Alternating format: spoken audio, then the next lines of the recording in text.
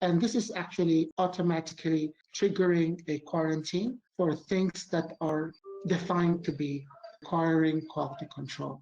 So here I can see the past things that I have received pending quality control. It could be manufactured items. It could be purchased items. Notice how I could assign it to different teams. So let's just say I want to process one of this here. So I would go to the quality control transaction, QC purchasing, and select, let's say, the last record over there. So this is now PO 30, receipt 90, posted when, for how many. And I can indicate here the final decision, whether it's accept, reject, or scrap, for how many. So if we are doing partial QC, we can do that. But if it's per batch, that's also possible. But notice, aside from the QC transaction here, I have here a results tab where I could make it required for the user to indicate the test results. So maybe I have to check the packaging, if it's good or not, check the color, viscosity, density, weight, whatever we want to test as a property of the item.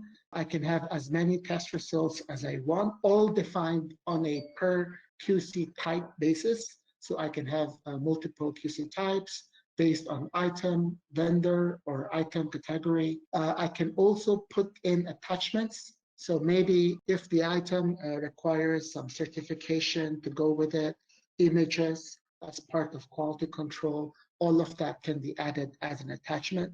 The end result here is I would then post, and this is now a QC accept, reject, or scrap transaction within Sage.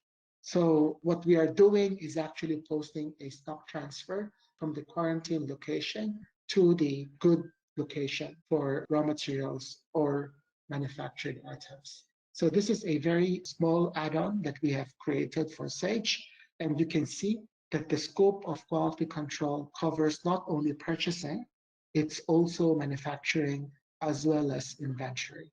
So if you're doing IC receipts, that would be considered as well.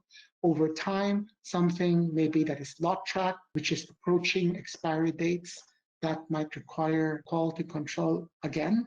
So we can generate a new QC batch and then do QC inventory. For things that are manufactured, that would be handled by the QC manufacturing step.